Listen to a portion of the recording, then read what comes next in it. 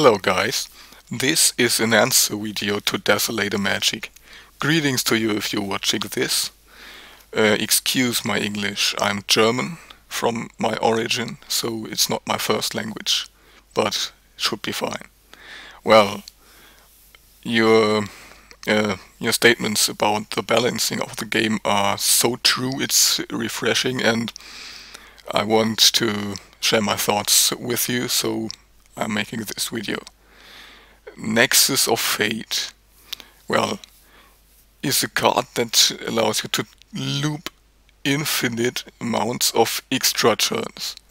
And in my opinion, design-wise, infinite loops and infinite turns are a very bad thing, because normally a card game, a trading card game, is an interactive game.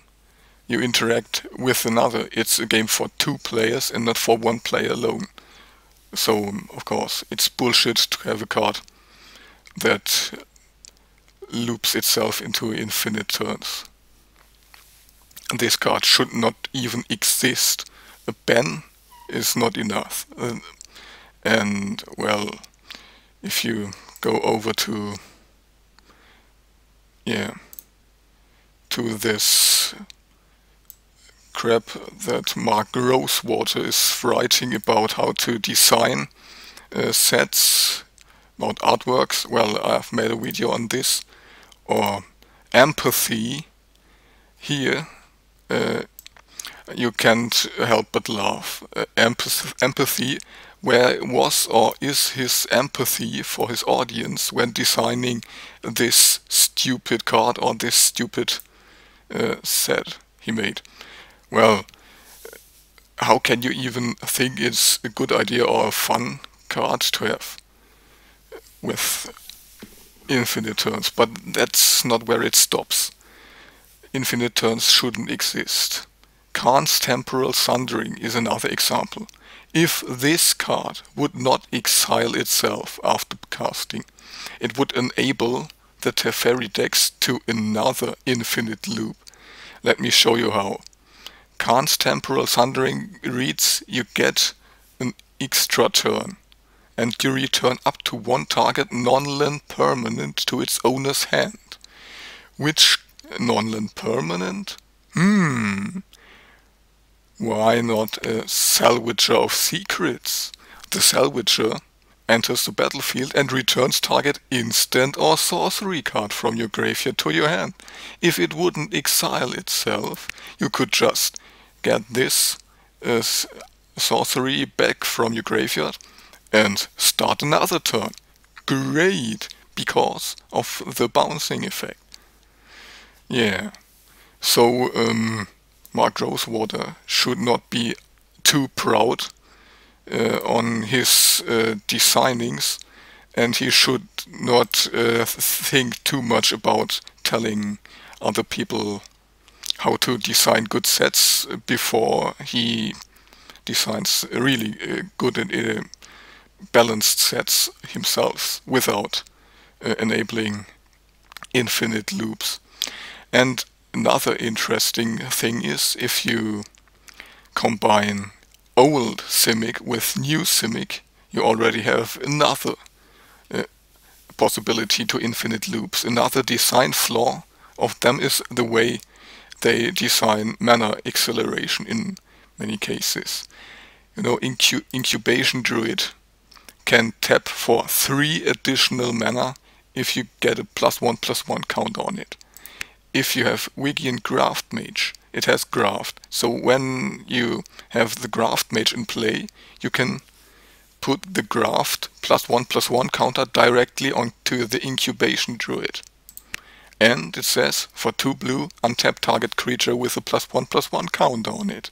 So for 2 mana, you can untap Incubation Druid and tap Incubation Druid for 3 mana again, and create infinite mana again. Great, am I right? So, and then, as you mentioned, it's one of the overall problems in the design of their sets. They're the only cards that are really memorable are 10 or 15, and the rest is complete garbage you don't need. That is unfun, useless garbage that no one needs, and you can't really build too much interesting decks with this stuff because you lack possibilities, and some of the more rare cards are so incredibly powerful that they outclass all other cards, and it's a no-brainer to put them into your deck. And Mark Rosewater has stated in one of his columns that they do this, they print bullshit common cards to make it easier for the people to sort out cards they need and they don't need. So they are basically telling us they think the people are too stupid to build good decks or build decks easily if there are not enough garbage cards. They say, oh, I don't need this. Hear this. I started Magic when I was around 11 years old, and I totally grasped the rules and everything, and I played it at the Scouts with my friends. And my brother also started around this time, but my brother is 6 years younger, so he was around 6 or 7 when he started playing Magic, and he was able to grasp the rules and yeah, play with us. And they say the game is for around age 13 plus. So are kids today really that dumb that you need to dump down the sets completely for them? I don't think so. So if you scroll around here, what memorable cards or useful cards do you see? Not much, in my opinion. It's useless garbage. And Coral Commander is a vanilla card. Vanilla cards shouldn't exist at all, in my opinion. Yeah. Terramander is a notable card, of course, but you get it. Great, the Skitter Eel. It has this new interesting mechanic. It's uninteresting and, well, never will put this into my deck. Thanks. Yeah, useless. Also this here, enchant a creature to get her -4, -0. Why should I do this? You get what I say. Yeah. It's complete garbage on the one side, no one needs. And then cards like, well, light up the stage. Okay, they are enabling these red rush decks or skewer the critics, but the thing is also to counter good rush, all they print are board wipes, and in my opinion board wipes are a bad thing because they enable these stupid control decks to play completely without creatures and just let you play what you do and then say no, everything is gone now, fuck you. And all this neutralization spells should be gone also. Neutralization shouldn't exist.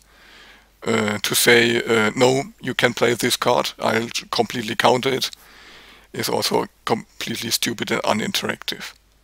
So, and Biogenic Ooze is one of those cards I deem absolutely overpowered. You create a token when it comes into play. At the beginning of your end step, you buff all your oozes and it can create an infinite amount of oozes. This card can easily overwhelm another player on his own. And that is not what the game should be about. Or Wireless Reclamation, yeah, enables even more mana for control decks. bullshit. Hydroid Crisis is so insanely good. It's also in almost every deck that uses blue or green a no-brainer. Yeah, and that's the point. Or this Rekindling Phoenix, a card that is so stupidly good and unfair. Yeah, what else should I say about it? It's useless to think you can balance this stuff out. This stuff should not exist at all. So, yeah. Again, here. Nothing really that interesting. Except for the Crisis, of course. So, yeah. It's stupid and uninteractive. And, yeah, I was so pissed about all this stuff and about it not being an interactive game for 2 players anymore, and these rush decks almost uncounterable, that I also ended up creating my own card game. I have 280 cards made of my own version, my own card game, and I made the twist that there is no rarity. It has 280 cards, which is around the average Magic the Gathering set. And, well, I made every card good, and no useless garbage cards, so it really was so much more fun. And you can draft it. One of Mark Rosewater's arguments is they make the sets so bad to make interesting draft environments, but you can also draft a good set with only good cards and not without stupid cards. So yeah, I don't buy their products anymore on paper. I rather create my own cards, and that's it. If you want to get more information on my own card game, I'll come up with that soon. And yeah, thanks for all your work, and yeah, you're brutally honest. Maybe my English was not as good as it could have been, but that were my thoughts. I could have said some more facts, but let's leave it like that now. Okay. Bye, and have fun.